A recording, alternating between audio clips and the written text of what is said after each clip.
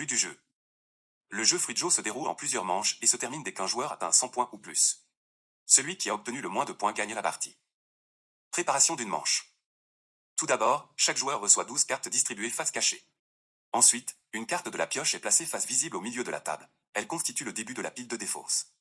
Les cartes restantes sont placées à côté face cachée et forment la pioche. Chaque joueur place ses 12 cartes en 4 colonnes de 3 cartes face cachée devant lui. Enfin, chaque joueur retourne face visible 2 cartes de son choix. Début d'une manche. Le joueur avec la somme la plus élevée des 2 cartes visibles, total des points, commence la manche. Exemple, le joueur A révèle un 12 et un -2, la somme obtenue est I0. Le joueur B révèle un 4 et un 2, la somme obtenue est 6. Comme le joueur a révélé la plus grande somme, il commence la partie. Déroulement d'une manche.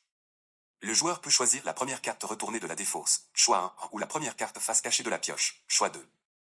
Choix 1, prendre la première carte retournée de la défausse.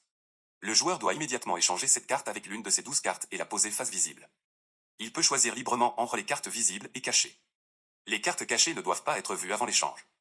La carte échangée est déposée face visible sur la pile de défausse. Choix 2, prendre la première carte face cachée de la pioche. Le joueur peut regarder la carte et choisir s'il veut l'échanger contre l'une de ses cartes, cachée ou visible, ou bien la défausser. S'il veut garder la carte tirée, il l'échange avec l'une de ses cartes comme décrit ci-dessus dans le choix 1.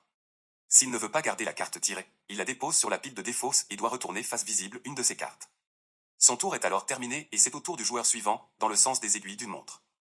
Règle spéciale, si un joueur révèle ou place 3 cartes identiques dans une colonne, le joueur se débarrasse de ces 3 cartes en les plaçant sur la défausse, rangée de cartes de valeur 9, Fig 2. Cette règle est également valable lors du dernier tour d'une manche, lorsque toutes les cartes sont retournées et additionnées pour le décompte des points. Si une colonne de cartes identiques est obtenue à la suite d'un échange avec une carte de la pioche ou de la défausse, les 3 cartes identiques doivent toujours être déposées sur la pile de défausse après la carte échangée. Fin d'une manche. Quand un joueur a révélé toutes ses cartes, il a joué son dernier tour. Tous les joueurs suivants jouent encore une fois pour terminer le tour de table. Décompte des points. Les joueurs ayant encore des cartes face cachée les retournent face visible. Chaque joueur comptabilise son total de points. Si le total de points est positif, il l'additionne au total de points des manches précédentes. Si le total est négatif, il le soustrait au total de points des manches précédentes. Si le joueur qui a terminé la manche, le premier à avoir retourné toutes ses cartes, n'a pas obtenu, strictement, le plus petit nombre de points de cette manche, alors, la somme de ses points pour cette manche est doublée. Attention, cette règle ne s'applique qu'aux points positifs. Fin de la partie. À la fin de chaque manche, les points de chaque joueur sont ajoutés au score total obtenu lors des manches précédentes.